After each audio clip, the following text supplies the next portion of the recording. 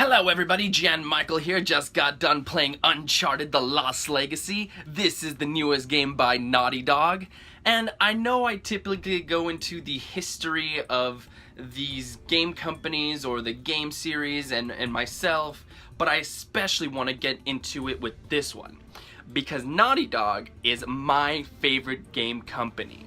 I've been a fan of theirs since all the way back in their Crash Bandicoot days. That was the first PlayStation game I ever played. It was the first time I was ever really aware of a game company, and I followed them closely ever since.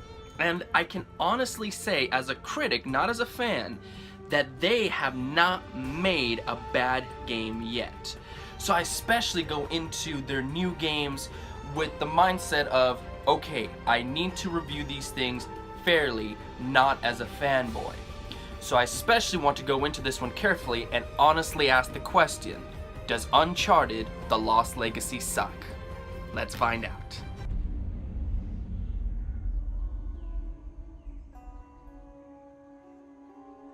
The trident, the bow and arrow, the axe, the great battle in which Ganesh lost his tusk. We find these symbols. We find the tusk.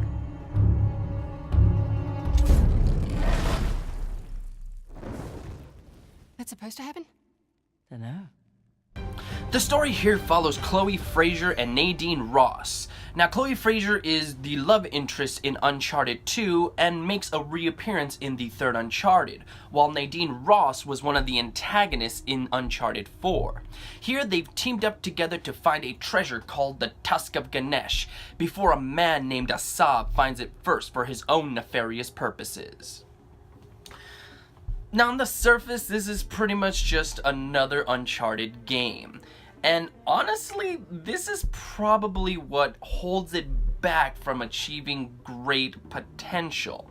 Now, that doesn't mean I think the game is terrible or anything like that. It's still a solid game, but I was hoping that this would be the next step in the Uncharted series, because I feel like this might be a jumping off point for the series to start tackling other people other than Nathan. So it's kind of a shame that they didn't really push in certain directions as much as they did in others. Welcome to downtown Halabadoo. Last known resting place of the Tusk of Ganesh. I don't like it. You don't like anything. Oh, thank you. I'm slipping. You know that treasure hunting is not at the risk of us, right? Neither is being a mercenary. Let me just say this, the game is gorgeous. There are moments where I just had to stop and just stare at the horizons because they are so beautiful to look at. That is one thing Naughty Dog always does amazingly well. Just the graphics are always kicking it up a notch. And characters are always very fascinating. I do wish they had done a little bit more with Nadine Ross, and this is where I start to get into one of the complaints that I was hoping they would really tackle in this game. I was hoping that, because you're always playing as Chloe Frazer, I was hoping that you'd actually get a chance to maybe play as Nadine Ross at points, and that way you get things more from her perspective. But the game really mostly revolves around Chloe more than Nadine, although you do see some character development towards more of the second half from her. And I was hoping if they didn't do that at the very least they would finally introduce maybe a multiplayer aspect into it through the single player, where maybe you like two players can control each one of each character, and that would be so cool. That would be the next step into what the series could do. But unfortunately, it's just a single player experience again. You don't control anybody else other than Chloe, which is a shame, but you know what? Again, it's not that it's bad. I was just hoping that, again, this would be the next step to really push the series forward. You two, partners. And hello, gorgeous.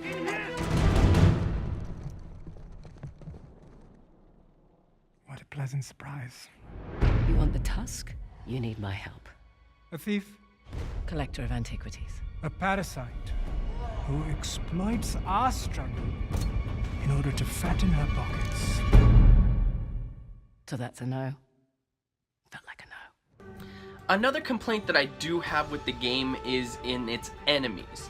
Now, when the enemies spot you, they are very smart. They can actually surround you.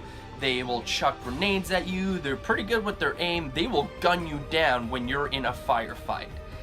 But it's when you're using stealth elements to take them out that it really starts to fall here.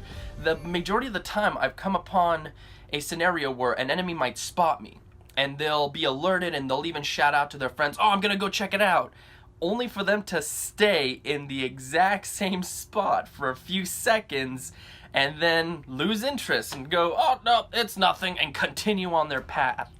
It's such a shame because this means that like sneaking around and taking out enemies is far too easy. Again, once you get into the actual firefight, it does start to kick up a notch, but yeah, the sneaking sections just it needed better AI in these moments. Now, even though I do have those two complaints, again, as I said, the game is fine. I really enjoyed the journey. I liked learning about India, its history, about Ganesh. All of that stuff has always been really fascinating to me, and it's honestly one of the things that I always turn to Uncharted and recommend it to people for. If you want to learn a little bit about history, even though it is obviously a little bit like soaked in fiction here, it's still very interesting to hear the stories and their take on it, and it continues here. I really enjoy what they did with it. And again, I like the platforming sections, I like when you're actually in firefights. It all does a good job.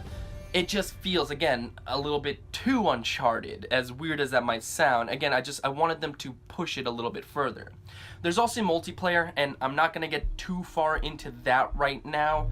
Just know that it is, again, a solid mode. I had a lot of fun playing it.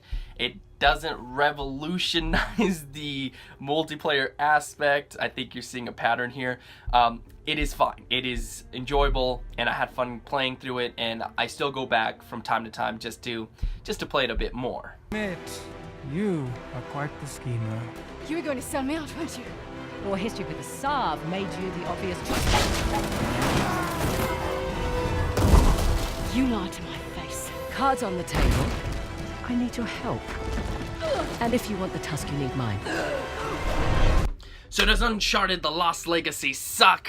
No, this is again another solid entry from Naughty Dog. And I know it doesn't sound like I'm like overhyped about this one, and the truth is that, yeah, like to me it was just a solid game. It's not one of their best, but again, that doesn't mean that it is in any form like a bad game. It doesn't go out on that high standard that Uncharted 4 did, but like visiting old friends, it's fun to see where these characters are and where they are in their lives and what they're doing. So no, I don't think Uncharted: The Lost Legacy sucks, although ultimately, ladies and gentlemen, that is up for you to decide. If you have played the game, let me know what you thought in the comments down below, and until next time, have a good one.